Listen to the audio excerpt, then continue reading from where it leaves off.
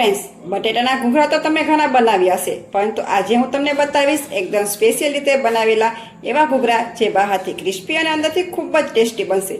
તો ચાલો જાણીએ આજની એકદમ પરફેક્ટ રીતે ઘૂઘરાની રેસીપી. અને સાથે જ આપણે બનાવીશું એકદમ ચટપટી એવી ચટણી. તો ફ્રેન્ડ્સ, ચાલો આજની રેસીપી શરૂ કરીશું. ફ્રેન્ડ્સ, હવે આપણે એક વાસણ લઈશું, તેમાં આપણે 2 વાટકા મેંદો એડ કરીશું. આ મેંદાને મેં પહેલે જ ચાલીને રાખ્યો હતો. ફ્રેન્ડ્સ, તમે જ્યારે પણ કોઈ પણ મેંદાની વસ્તુ બનાવો ત્યારે તમારે મેંદો હંમેશા પહેલાં ચાલીને લેવો. આપણે માટે 2 ચમચી ઘી એડ કરીશું. અહીં જો તમારે તેલ એડ કરવું હોય તો પણ તમે કરી શકો છો. પણ ફ્રેન્ડ્સ, એકવાર તમે જો ઘી એડ કરશો ને તો આપણા જે ઘૂઘરા છે તે ઉપરથી સરસ એવા ક્રિસ્પી બનશે. અને સાથે સ્વાદ પ્રમાણે નમક એડ કરી દઈશું. નમક તમે તમારા સ્વાદ અનુસાર વધુ ઓછું કરી શકો છો. હાથની મદદથી સરસ એવું ચોડીને આપણે મોણ આપી દઈશું. તો ફ્રેન્ડ્સ, તમે જોશો કે સરસ એવું મણ દેવાઈ ગયું છે. ફ્રેન્ડ્સ, અહીં મને થોડુંક મણ ઘટ્યું હતું એટલે મેં ફરી એક પાછી ચમચી એડ કરી હતી. તો અહીંયા આપણે મુઠ્ઠી પડતું મણ દેવાનું છે, એ વાતનું તમારે ખાસ ધ્યાન રાખવાનું છે. તો આપણે તેમાં થોડુંક નવશેકું પાણી એડ કરીશું. એકદમ ગરમ પણ નહીં, સાવ ઠંડુ પણ નહીં, એવું પાણી આપણે એડ કરવાનું છે. જેથી કરીને આપણે નાસ્તાને પડ છે તે એકદમ ક્રિસ્પી બનીને તૈયાર થશે. તો થોડું પાણી એડ કરતા જશું અને લોટ બાંધી લેશું. તમે જોશો કે લોટ આપણો સરસ એવો બંધાઈ ગયો છે. તો આ લોટને આપણે ઢાંકીને 10 મિનિટ માટે રેસ્ટ ઉપર રાખી દઈશું. હવે ગોળની ચટણી બનાવવા માટે આપણે એક વાસણ લઈશું. તેમાં 1 ગ્લાસ જેટલું પાણી એડ કરીશું અને તેમાં આંબલીને એડ કરી દઈશું અને આંબલીને થોડીક વાર માટે ઉકળવા દઈશું. જોશો કે આંબલી આપણી સરસ ઉકળી ગઈ છે. તો આપણે ગેસની ફ્લેમને બંધ કરી દઈશું અને આંબલીને આપણે ઠંડી થવા દઈશું. તો આપણી આંબલી છે તે ઠંડી થઈ ગઈ છે, તો તેને આપણે હાથેથી મસળી લઈશું. આંબલી સરસ એવી મસળાઈ ગઈ છે, તો આપણે તેને ગાળી લઈશું. તો તમે જોશો કે આંબલીને આપણે સરસ એવી ગાળી લીધી છે. તો આ જ આંબલીના પાણીમાં આપણે 2 ચમચી ગોળ એડ કરીશું. અહીં ગળાશ તમે તમારા સ્વાદ અનુસાર વધુ ઓછું કરી શકો છો. પછી આપણે તેમાં એડ કરીશું અડધી ચમચી કાશ્મીર લાલ મરચું પાવડર, જેનાથી આપણે ચટણીનો કલર છે તે સરસ આવશે. પછી આપણે એડ કરીશું સ્વાદ પ્રમાણે નમક. નમક તમે તમારા સ્વાદ અનુસાર વધુ ઓછું કરી શકો છો. પછી ફ્રેન્ડ્સ, આ ચટણીને ઘટ કરવા માટે હું 2 ચમચી કોર્નફ્લોર લઉં છું. તો તેમાં આપણે પાણી એડ કરી દઈશું, તેની સ્લરી બનાવી લઈશું. જો તમે ડાયરેક્ટ એડ કરશો ને તો તેમાં ગાંઠા પડી જશે, એટલે પહેલાં આપણે આ રીતના સ્લરી કરી લેવાની છે. પછી આપણે તેમાં એડ કરી દઈશું. કોર્નફ્લોર એડ કરવાથી આપણી ચટણી છે તે થોડી ઘટ થઈ જશે. જો તમારી પાસે કોર્નફ્લોર ના હોય, એની જગ્યાએ તપકીનો લોટ હોય ને તો પણ તમે લઈ શકો છો. તો આપણે એડ કરી દઈશું. હવે બધી એકવાર હલાવી લઈશું અને હવે આપણે ગેસ ઉપર આપણે ગરમ કરી લઈશું. ફ્રેન્ડ્સ, હવે આપણે ચટણીને થોડીક વાર માટે ઉકળવા દઈશું. આપણી ચટણી જેમ ઉકળતી જશે ને તેમ તેમ ઘટ પણ થતી જશે અને કલર પણ સરસ એવો આવી જશે. તો 2 થી 3 મિનિટ જેવું થઈ ગયું છે. તમે જોઈ શકશો કે આપણે ચટણી જેમ જેમ ઉકળતી જાય છે તેમ તેમ ઘટ થતી જાય છે. ને આપણે કાશ્મીરી લાલ મરચું પાવડર એડ કર્યું છે, તેથી કલર પણ સરસ એવો પકડાઈ ગયો છે, એટલે આ આવી ગયો છે. તો ફ્રેન્ડ્સ, તમે જોશો કે ચટણી આપણી સરસ એવી ઘટ થઈ ગઈ છે. તો આપણે ગેસની ફ્લેમને બંધ કરી દઈશું, કેમ કે આજે આ ચટણી ઠંડી થશે ને તેમ થોડી ઘટ થતી જશે. તો આપણે ઠંડી થવા માટે રાખી દઈશું. ત્યાં સુધી આગળની બીજી પ્રોસેસ કરીશું. ફ્રેન્ડ્સ, હવે આપણે સ્ટફિંગ તૈયાર કરી લઈશું. તો તેના માટે મેં બાફેલા 3 બટેટા લીધા છે. અહીં તમારે જેટલો નાસ્તો બનાવો એ પ્રમાણે તમારે બટેટા લેવાના છે. તો આ બટેટાને આપણે મેશ કરી દઈશું. અહીં આપણે કાંટા ચમચીની મદદથી મેસરની મદદથી તમારે મેશ કરી દેવાના છે. તમારે એક વાતનું અહીં ખાસ ધ્યાન રાખવાનું છે કે આમાં ગાંઠા ના રહેવા જોઈએ. તમે જોશો કે બટેટા આપણા સરસ એવા મેશ થઈ ગયા છે. તો આપણે તેમાં મસાલા કરી લઈશું. તો આપણે તેમાં એડ કરીશું અડધી ચમચી હળદર પાવડર, 1 ચમચી ધાણા જીરું પાવડર, પછી એડ કરીશું 1 ચમચી લાલ મરચું પાવડર. અહીં તીખાશ તમે તમારા સ્વાદ અનુસાર વધુ ઓછું કરી શકો છો. પછી આપણે એડ કરીશું અડધી ચમચી ચાટ મસાલો. જો તમારી પાસે ચાટ મસાલો ન હોય તો તમે આમચૂર પાવડર પણ લઈ શકો છો. પછી એડ કરીશું નમક. નમક તમે તમારા સ્વાદ અનુસાર વધુ ઓછું કરી શકો છો. અને લીલા ધાણા એડ કરી દઈશું. તો આપણે લાવીને બધું સરસ એવું મિક્સ કરી દઈશું. ફ્રેન્ડ્સ, હજી આમાં આપણે લીંબુ એડ કરવાનું ભૂલાઈ ગયું છે, તો એ એડ કરી દઈશું. તો આપણે અહીં અડધા ફડા લીંબુનો રસ એડ કરીશું. તો આપણે બધું લાવીને સરસ એવું મિક્સ કરી દઈશું. તમે જોશો કે માવો સરસ એવો મિક્સ થઈ ગયો છે. આ માવાને આપણે થોડીક વાર સાઈડ પર રાખી દઈશું. તો ફરી પાછું આપણે લોટ લેશું.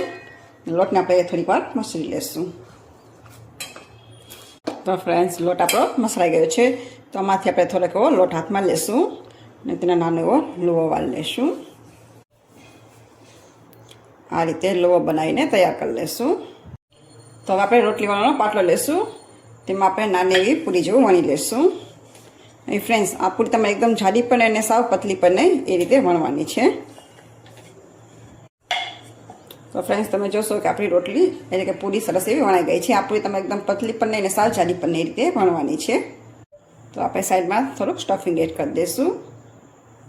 અને ફરતી બાજુ આપણે પાણી લગાવી દઈશું, જેથી કરીને આપણે જે ઘૂઘરા છે તે ખુલે નહીં. હવે આપણે અહીંથી તેને ફોલ્ડ એટલે કે વાળી લઈશું અને આ રીતના દબાવી દઈશું. આ રીતે તમારે બનાવીને તૈયાર કરવાનું છે ફ્રેન્ડ્સ. હવે આ ઘૂઘરાને તમારે કાંટા ચમચીની મદદથી આ રીતના ફોલ્ડ કરવું હોય તો પણ કરી શકો છો, પણ આપણે આનાની કાંગરી વાળીશું. તો આપણે અહીંથી ફોલ્ડ વાળવાનું ચાલુ કરીશું. તમારે થોડું પ્રેસ કરવાનું છે, પછી તમારે આ રીતના હળવાથી દબાવી દેવાનું છે.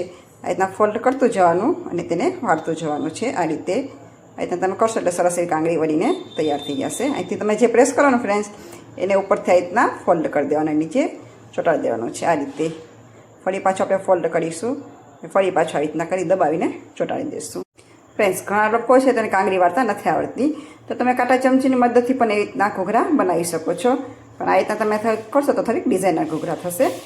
ફ્રેન્ડ્સ, આમાં કાંઈ નથી, ખાલી ફક્ત તમારે બે આંગળી અને અંગૂઠાના મદદથી રીતના પ્રેસ જ કરવાનું છે, અને જે ભાગ ઉપર આવે ને એને તમારા અંગૂઠાની મદદથી રીતના દબાવી દેવાનું છે, અને ફરી પાછું આંગળીની મદદથી પ્રેસ કરવાનું, અને ફરી પાછું આ રીતના દબાવી દેવાનું છે ને ફ્રેન્ડ્સ, એકદમ ઇઝી.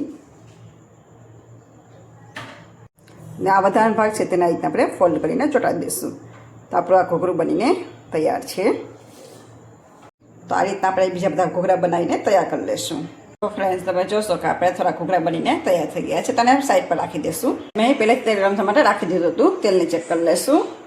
તમે જોઈ શકશો કે તેમાં બબલ્સ આવવા લાગ્યા છે, તો તેલ આપણું સરસ ગરમ થઈ ગયું છે. તો આપણે તેમાં ઘૂઘરા એડ કરી દઈશું. ફ્રેન્ડ્સ, અહીં આપણે તેલ છે તે સાવ મીડિયમ ગરમ થાય ત્યારે જ આપણે એડ કરવાનું છે. એકદમ હાઈ ગેસ આપણે રાખવાનો પણ નથી, ને મીડિયમ ગેસ ઉપર આપણે તળીશું. થોડીક વાર માટે તમારે મીડિયમ રાખવાનું છે, પછી આપણે છે ને સાવ લો ગેસ ઉપર જઈને તળવાના છે. તો આપણે એકસાથે જેટલા સમય તેટલા આપણે એડ કરી દઈશું. તો તેલ આપણે મીડિયમ ગરમ થાય પછી આપણે ઘૂઘરા એડ કરી દીધા છે. તો હવે આપણે ગેસની ફ્લેમને સાવ લો કરી દઈશું. હવે આ ઘૂઘરાને આપણે આવી રીતના થોડીક વાર રહેવા દઈશું, પછી આપણે તેને હલાવીશું. ફ્રેન્ડ્સ, તમે જોશો કે આપણા ઘૂઘરા તળીને ઉપર આવી ગયા છે, તો આપણે તેને હળવાથી પલટાવી દઈશું. હવે આ ઘૂઘરા આપણા ગોલ્ડન બ્રાઉન કલરના થાય ત્યાં સુધી આપણે તેને તળી દઈશું, અને ગેસની ફ્લેમને આપણે સાવ લો રાખીશું. જો લો રાખશો ને તો તમારા ઘૂઘરા છે તે સરસ એવા ક્રિસ્પી એટલે કે ક્રન્ચી થશે. તો ફ્રેન્ડ્સ, તમે જોશો કે ઘૂઘરા પર સરસ એવા ગોલ્ડન બ્રાઉન કલરના થઈ ગયા છે, તો આપણે તેને કાઢી લઈશું. તો આ ઘૂઘરા થતા આપણે 15 મિનિટ જેવો ટાઈમ થશે, તો તમારા ઘૂઘરા સરસ એવા ક્રિસ્પી બનીને તૈયાર થશે. આ રીતે આપણે બીજા બધા ઘૂઘરા છે તે કરીને તૈયાર કરી લઈશું. ફ્રેન્ડ્સ, આપણા થોડા ઘૂઘરા બનીને તૈયાર છે, તો આપણે ગરમા ગરમ સર્વ કરી લઈશું. ઘૂઘરા છે તેને વચ્ચે થાય રીતના બેસાડી દઈશું, કેમ કે આપણે હજી ચટણી બધું એડ કરીશું. તો બધા ઘૂઘરા છે તેના રીતના વચ્ચેથી દબાવીને થોડોક અંદર ખાડા જેવું કરી દેવાનું છે, જેથી કરીને ચટણી છે તે સરસ એવી અંદર રહી જાય. ફ્રેન્ડ્સ, ઘૂઘરા જોતાં તમને ખ્યાલ આવી ગયો હશે કે આપણા ઘૂઘરા કેવા ઉપરથી એકદમ ક્રિસ્પી બન્યા છે. તો આપણે તેમાં એડ કરી દઈશું ગોળ એટલે આંબલીની ચટણી. આ ચટણી છે ફ્રેન્ડ્સ તે તમારા સ્વાદ અનુસાર વધુ ઓછું કરી શકો છો. પછી આપણે એડ કરીશું લસણવાળી ચટણી. ફ્રેન્ડ્સ, આ ચટણી તમારી રેસીપી જોઈ હોય તો તમે મને કોમેન્ટ બોક્સમાં જણાવી શકશો. આ ચટણી આપણે એકદમ સ્પાઇસી છે. જો તમે તીખું પસંદ ના હોય તો તમે બાળકો તીખું ના ખાતા હોય ને તો તમે આ ચટણી સ્કીપ પણ કરી શકો છો. પછી આપણે એડ કરીશું લીલી ચટણી. ઉપરથી આપણે મસાલા સેંગ એડ કરી દઈશું. આ ઓપ્શનલ છે, જો તમારી પાસે ના હોય તો તમે તેને સ્કીપ પણ કરી શકો છો. અને ઉપરથી આપણે નાયલોન સેવ એડ કરી દઈશું. ફ્રેન્ડ્સ, તૈયાર છે આપણા એકદમ સ્પાઇસી અને ચટપટા એવા ઘૂઘરા. કેમ કે બહારના ઘૂઘરા છે તો થોડાક અનહેલ્ધી હોય છે, અને ફ્રેન્ડ્સ જો તમે ઘરે બનાવીને તમારા બાળકોને આપશો ને તો તેના સ્વાસ્થ્ય માટે ખૂબ જ સારા છે. તો ફ્રેન્ડ્સ, એકવાર તમે ટ્રાય કરજો, પછી મને કોમેન્ટ બોક્સમાં જણાવજો કે તમને આજની મારી રેસીપી કેવી લાગી. અને ફ્રેન્ડ્સ, આજની આ રેસીપી મેં તમને એટલી સારી રીતે બતાવી છે ને કે તમે જો પહેલી વાર બનાવશે ને તો પણ તમારાથી પરફેક્ટ બનશે. જો એ તમને ફક્ત કાંગરી વાળતા ના આવડતી હોય તો તમે કાંટા ચમચીની મદદથી પણ તેને પ્રેસ કરીને આ ઘૂઘરા બનાવી શકો છો. તો ફ્રેન્ડ્સ, ફરી પાછા મળીશું નવા સ્વાદ સાથે, નવા વિડીયો સાથે. ત્યાં સુધી આવજો.